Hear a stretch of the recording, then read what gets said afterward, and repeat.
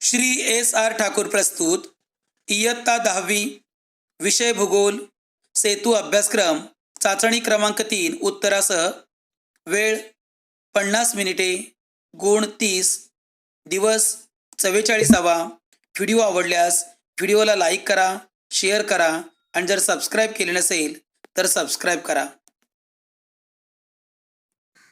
सेतू अभ्यासक्रम शैक्षणिक वर्ष 2021-22 इयत्ता 10वी विषय भूगोल विद्यार्थी स्वयं अध्ययन अंतिम चाचणी क्रमांक 3 वेळ 50 मिनिटे गुण 30 दिवस 44वा. विद्यार्थी मित्रांनो, प्रथम आपण दिलेल्या या चाचणीचे स्वरूप पाहूया. प्रश्न क्रमांक 1, खालील दिलेल्या पर्यायांपैकी योग्य पर्याय निवडा, यासाठी 5 गुण आहेत. प्रश्न क्रमांक 2, खालील विधाने चूक की बरोबर ते लिहा, यासाठी 5 गुण. प्रश्न क्रमांक 3, वेगळा घटक ओळखा, यासाठी 4 गुण आहेत. प्रश्न क्रमांक 4, भौगोलिक कारणे लिहा, यासाठी 6 गुण आहेत. तसेच प्रश्न क्रमांक 5, भारताच्या नकाशा आराखड्यात खालीलपैकी कोणतीही 3 घटक दाखवा, यासाठी 3 गुण आहेत. तसेच प्रश्न क्रमांक 6, खालील प्रश्नांची सविस्तर उत्तरे लिहा, कोणताही एक, यासाठी 4 गुण आहेत. आणि प्रश्न क्रमांक 7, खालील सांख्यिकीय माहितीच्या आधारे जोड स्तंभालेख तयार करा, यासाठी 3 गुण आहेत. अशा प्रकारे एकूण 30 गुण आहेत आणि वेळ आहे 50 मिनिटे. प्रश्न क्रमांक 1, खालील दिलेल्या पर्यायांपैकी योग्य पर्याय निवडा, गुण 5. प्रश्न क्रमांक 1, मूळ रेखावृत्तापासून पूर्व किंवा पश्चिम दिशेने गेल्यावर 180 अंश रेखावृत्त डॅश डॅश तासाच्या फरकाने येते. अ 6, ब 12, क 24, ड 48. योग्य उत्तर आहे ब 12. प्रश्न क्रमांक 2, पृथ्वीवरील दिनांक व वारांची सुरुवात डॅश डॅश रेखावृत्तावर होते. अ 90 अंश, ब 180 अंश, क 60 अंश, ड 0 अंश. योग्य उत्तर आहे ब 180 अंश. प्रश्न क्रमांक 3, आवर्त पर्जन्य डॅश डॅश कटिबंधात जास्त प्रमाणात पडतो. अ उष्ण, ब शीत, क समशीतोष्ण, ड वरीलपैकी नाही. योग्य उत्तर आहे क समशीतोष्ण.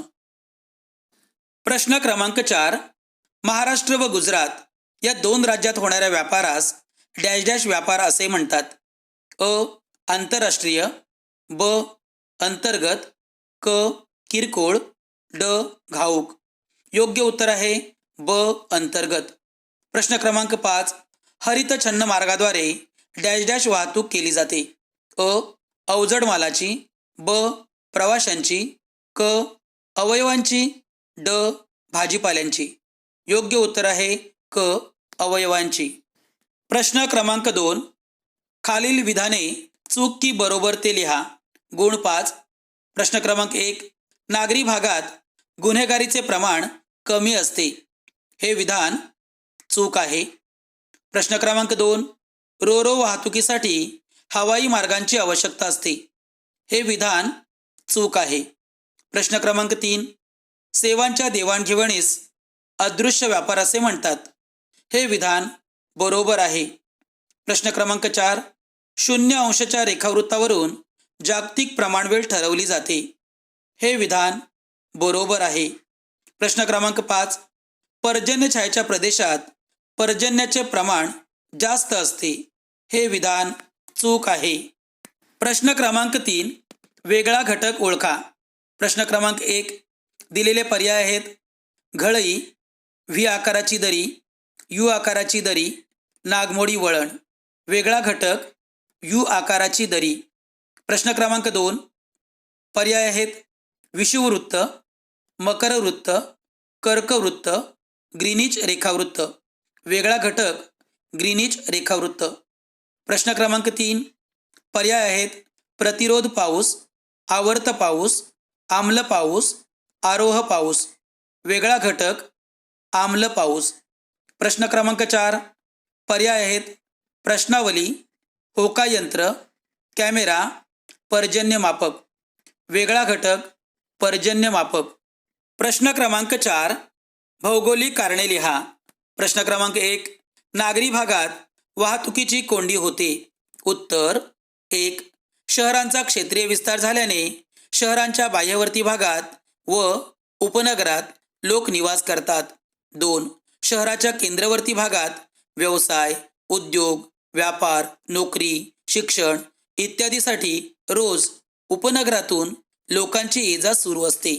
3 सार्वजनिक वाहतूक सेवा लोकसंख्येच्या प्रमाणात पुरेशा उपलब्ध नसल्यास खासगी वाहनांची गर्दी वाढते आणि परिणामी वाहतुकीची कोंडी होते. प्रश्न क्रमांक 2 विषुववृत्तीय प्रदेशात आरोह पाऊस पडतो. उत्तर 1 विषुववृत्तीय प्रदेशात सूर्याच्या उष्णतेमुळे भूपृष्ठ तापते व त्यालगतची हवा तापते. 2 हवा तापल्याने प्रसरण पाहून हलकी होते व ती वर जाऊ लागते. 3 हवा उंच गेल्यावर ही हवा थंड होते आणि थंड हवेची बाष्पधरण क्षमता कमी असते. त्यामुळे हवेतील बाष्पाचे सांद्रीभवन होऊन जलकण बनतात व त्यापासून पाऊस पडतो. अशा प्रकारे विषुववृत्तीय प्रदेशात आरोह पाऊस पडतो. प्रश्न क्रमांक 5 भारताच्या नकाशा आराखड्यात खालीलपैकी कोणतेही 3 घटक दाखवा. गुण 3 1 कर्कवृत्त, 2 अरवली पर्वत, 3 पश्चिम किनारपट्टी आणि 4 लक्षद्वीप. विद्यार्थी मित्रांनो, इथे आपल्याला नकाशा भरून दिलेला आहे. आपल्याला सूची तयार करायची आहे. योग्य प्रकारे अनुक्रमांक आपल्याला लिहायचे आहेत. त्याचबरोबर सांकेतिक चिन्ह व खुणा ह्या योग्य असल्या पाहिजेत आणि विवरणसुद्धा आपल्याला लिहिता आलं पाहिजे. आपण अनुक्रमांक 1 कर्कवृत्त दाखवलेला आहे. अनुक्रमांक 2 अरवली पर्वत इथे दाखवलेला आहे. त्याचबरोबर अनुक्रमांक 3 पश्चिम किनारपट्टी दाखवलेली आहे आणि अनुक्रमांक 4 हा लक्षद्वीप हा भाग दाखवलेला आहे. अशाच प्रकारे आपल्याला उत्तरपत्रिकेत नकाशा भरणे अपेक्षित आहे. प्रश्न क्रमांक 6 खालील प्रश्नांची सविस्तर उत्तरे लिहा. कोणताही एक. गुण 4. प्रश्न क्रमांक 1 नदी किनारी क्षेत्रभेटीसाठीची प्रश्नावली तयार करा. उत्तर नदी किनारी क्षेत्रभेटीसाठीची प्रश्नावली पुढील प्रमाणे. 1 नदीचे नाव. 2 नदीचे गावापासूनचे अंतर. 3 कोणकोणत्या कामासाठी नदीचा उपयोग केला जातो. 4 नदी काठावरील झाडांच्या नावांची यादी करा. 5 नदी परिसरात आढळणारे प्राणी व पक्षी कोणते. 6 नदीवर धरण किंवा बंधारा असल्यास त्याचे नाव काय. 7 नदीवर घाट बांधलेला आहे का. 8 नदी ओलांडण्याची काय सोय आहे. प्रश्न क्रमांक 2 नागरीकरणाचे फायदे लिहा. उत्तर 1 नागरीकरणामुळे द्वितीयक, तृतीयक व चतुर्थ श्रेणीच्या व्यवसायांमध्ये वाढ होते. 2 सांस्कृतिक व सामाजिक रूढी परंपरांची देवाणघेवाण होत असते. यातूनच सामाजिक एकोपा निर्माण होतो. 3 विविध प्रदेशांतून लोकांचे स्थलांतर होत असते. त्यांच्या जवळील ज्ञान, कौशल्य व माहितीची देवाणघेवाण सुलभ होते. 4 नागरी वस्तीला नवनवीन कल्पना त्याचबरोबर अद्ययावत माहिती व तंत्रज्ञानयुक्त सोयी सुविधांचा फायदा प्रथम मिळतो आणि त्यामुळे राहणीमानाचा दर्जा उंचावतो. 5 नागरी वस्तीमध्ये वाहतूक, संदेशवहन, शिक्षण, वैद्यकीय आणि अग्निशमन दल इत्यादी सोयीसुविधा विकसित होतात. 6 चांगल्या दर्जाच्या वाहतुकीच्या सोयींमुळे प्रवासातील सुलभता वाढते. 7 शिक्षणाच्या सेवा देखील नागरी भागांमध्ये चांगल्या विकसित झालेल्या आढळतात. 8 वैद्यकीय सोयी देखील नागरी भागात चांगल्या विकसित झालेल्या असतात. प्रश्न क्रमांक 7 खालील सांख्यिकीय माहितीच्या आधारे जोड स्तंभालेख तयार करा. आंतरराष्ट्रीय व्यापारातील आयात व निर्यात मूल्य हे डॉलरमध्ये दिलेले आहेत. आपल्याला इथे एक तक्ता दिलेला आहे आणि या तक्त्यानुसार आपल्याला आलेख तयार करायचा आहे. विद्यार्थी मित्रांनो, प्रथम एक्स अक्ष काढा म्हणजेच क्ष अक्ष, त्याचबरोबर वाय अक्ष म्हणजे य अक्ष. हे दोन्ही अक्ष काढल्यानंतर आपल्याला योग्य प्रमाण घ्यायचं आहे. कमीत कमी आणि जास्तीत जास्त मूल्य विचारात घेऊन आपण इथे $100 म्हणजेच 1 सेंटीमीटर बरोबर $100 असं आपण प्रमाण घेतलेलं आहे. त्याचबरोबर आयात आणि निर्यात दर्शवलेली आहे. प्रथम आपण निर्यात दर्शवलेली आहे, त्यानंतर आयात दर्शवलेली आहे.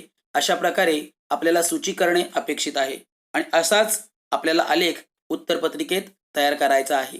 विद्यार्थी मित्रांनो, असेच नवनवीन व्हिडिओ पाहण्यासाठी व्हिडिओला लाईक करा, शेअर करा आणि जर सबस्क्राईब केले नसेल तर सबस्क्राईब करा.